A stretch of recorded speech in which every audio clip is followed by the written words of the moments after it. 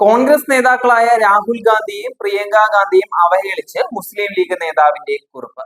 മുസ്ലിം league Koduvally മണ്ഡലം secretary K ഖാദറാണ് വിവാദ പരാമർശം നടത്തിയത്. MSFനെ വർഗീയവാദികളാക്കിയുള്ള KSU ബാനറിനെ വിമർശിച്ചുള്ള സോഷ്യൽ മീഡിയ പോസ്റ്റിലാണ് വിവാദ പരാമർശം. അഭയം തേടി വന്നവരാണ് എന്നുള്ളതാണ് ആക്ഷേപം. ഇന്ദിരാഗാന്ധിയുടെ പേരക്കുട്ടികൾക്ക് ഈ അശാന്തിയുടെ കാലത്ത് തണലേകിയ ഞങ്ങളുടെ മതേതരത്വത്തിന് നിങ്ങളുടെ പുതിയ സർട്ടിഫിക്കറ്റിന്റെ ആവശ്യമില്ല എന്നാണ് കുറിപ്പിലെ പരാമർശം.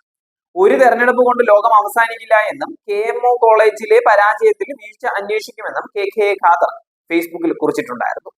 ഒരു തെരഞ്ഞെടുപ്പ് കൊണ്ട് ലോകം അവസാനിക്കില്ല. KMO കോളേജിലെ വിദ്യാർത്ഥി തെരഞ്ഞെടുപ്പിൽ ഇതാദ്യമായി ഞങ്ങളുടെ കുട്ടികൾ പരാജയപ്പെട്ടു. അവിശുദ്ധ കൂട്ടുകെട്ടുകളെ, കുതന്ത്രങ്ങളെ തിരിച്ചറിയുന്നതിൽ പിശക് പറ്റിയിട്ടുണ്ടാവാം.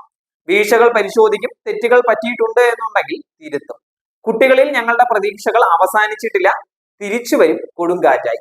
ഇന്ദിരയുടെ പേരക്കുട്ടികൾക്ക് ഈ അശാന്തിയുടെ കാലത്ത് തണലേകിയ ഞങ്ങളുടെ മതേതരത്വത്തിന് നിങ്ങളുടെ പുതിയ സർട്ടിഫിക്കറ്റിന്റെ ആവശ്യമില്ല എന്നാണ് കെ ഖാദറിന്റെ കുറിപ്പ്. കൊടുവള്ളി KMO കോളേജ് യൂണിയൻ തെരഞ്ഞെടുപ്പ് വിജയത്തിന് ശേഷമുള്ള ആഹ്ലാദ പ്രകടനത്തിലായിരുന്നു MSFനെതിരെ KSU രംഗത്തെത്തിയത്. MSF തോറ്റു, മതേതരത്വം ജയിച്ചു എന്നായിരുന്നു ബാനർ. ചരിത്രത്തിൽ ആദ്യമായാണ് MSFന് കൊടുവള്ളി KMO കോളേജ് യൂണിയൻ നഷ്ടമാകുന്നത്. അതേസമയം വയനാട്ടിലെ കോൺഗ്രസ് MLA-മാരെ നിയമസഭ കാണിക്കില്ല എന്ന് ഭീഷണിപ്പെടുത്തി MSF പ്രവർത്തകരും പ്രകടനം നടത്തിയിട്ടുണ്ടായിരുന്നു. T സിദ്ദിഖ്, IC ബാലകൃഷ്ണൻ എന്നിവർക്കെതിരായാണ് മുട്ടിൽ WMO കോളേജ് യൂണിയൻ വിജയിച്ച MSFകാർ പ്രകടനം നടത്തിയിട്ടുണ്ടായിരുന്നത്. ഈ കഴിഞ്ഞ ദിവസമാണ് മുസ്ലിം ലീഗ് നേതാവ് ഷാജി വർഗീയ പരാമർശം നടത്തിയിട്ടുണ്ടായിരുന്നത്.